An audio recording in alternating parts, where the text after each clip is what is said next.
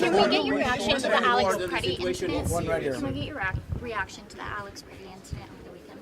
Yeah. We're going to have hearings on this.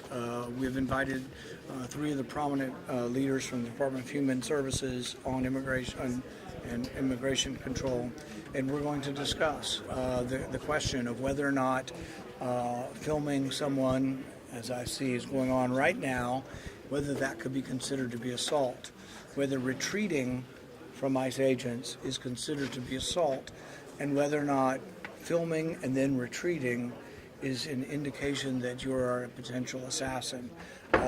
If our government's going to say things like that, people out there in the public need to know.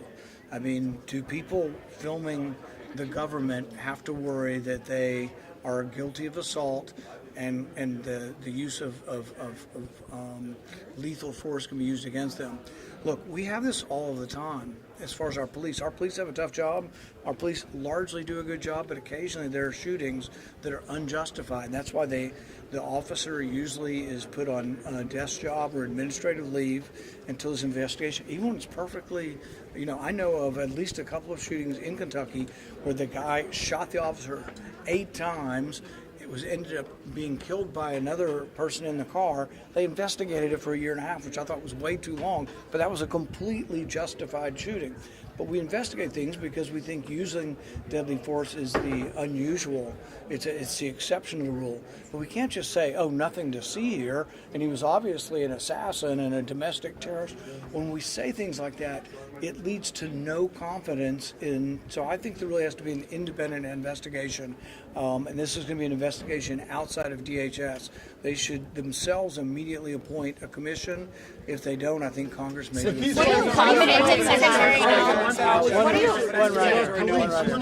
What do you make of the situation in Syria and the Kurdish minorities? Do you think this administration is doing Too long a question for me. If you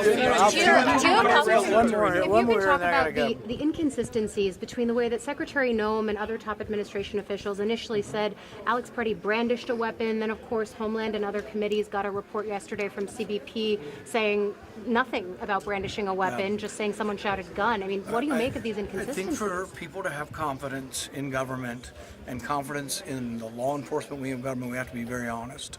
And I don't think it's honest to say he brandished a weapon. I don't think it's honest to say he assaulted officers.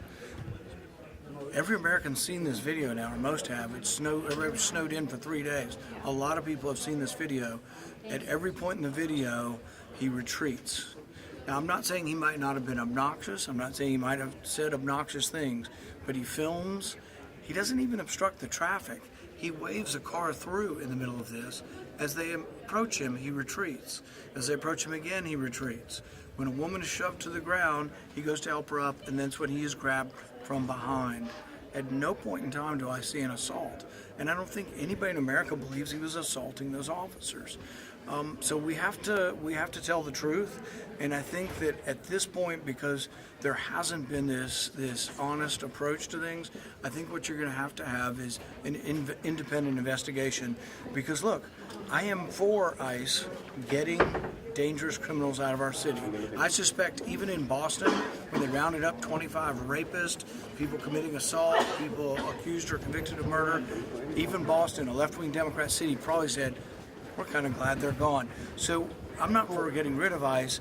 I am for restoring trust in ICE. And the way you restore trust in ICE is immediately have an independent commission.